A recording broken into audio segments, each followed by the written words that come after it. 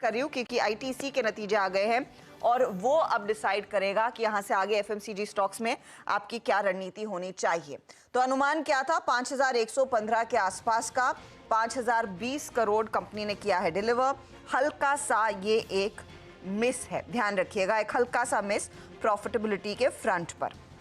अब आते हैं रेवेन्यू के आंकड़े पर, और रेवेन्यू के फ्रंट पर भी क्या कंपनी उम्मीद पर खरी उतरी है।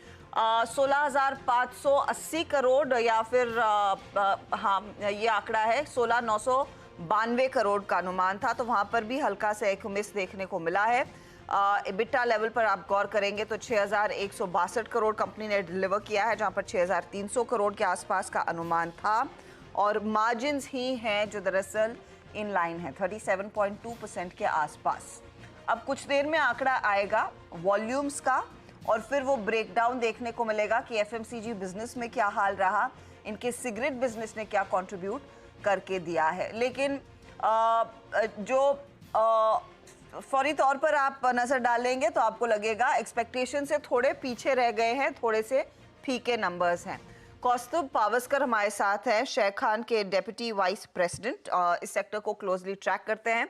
कौस्तुभ, हमें तो लग रहा है कि थोड़ा सा मिस है, 5100 करोड़ के एक्सपेक्टेशन के सामने 5020 करोड़ का यहाँ पर कंपनी ने प्रॉफिट पोस्ट किया है। यस, जो एक्सपेक्टेशन था हमारा भी 5100 के आसपास का पैट का एक्सपेक्टेशन था, उससे थोड़ा मिस है। और रेवेन्यूज भी जो एक्सपेक्टेशन से 500 करोड़ के आसपास से कम आए हैं। बट अगर हम ओवरऑल सिगरेट बिजनेस का अगर हम ग्रोथ देखेंगे तो सिगरेट बिजनेस में अराउंड 8% ग्रोथ आया था, वाइल हम लोग ने एंटिसिपेट किया था कि सिगरेट बिजनेस में अराउंड 4 to 5% ग्रोथ आएगा, तो वहाँ पे थोड़ा सा मतलब बेटर देन एक्सपेक्टेशन आया है। बट ओवरऑल अगर हम परफॉर्मेंस के बारे में बात करेंगे, it's a slight miss on what we and street were anticipate.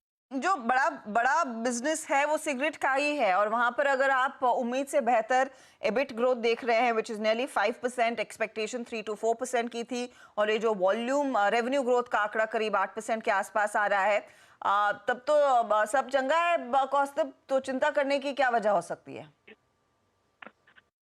हाँ, मतलब सिगरेट बिजनेस का अगर हम परफॉर्मेंस देखेंगे तो ऑब्वियसली बेटर है।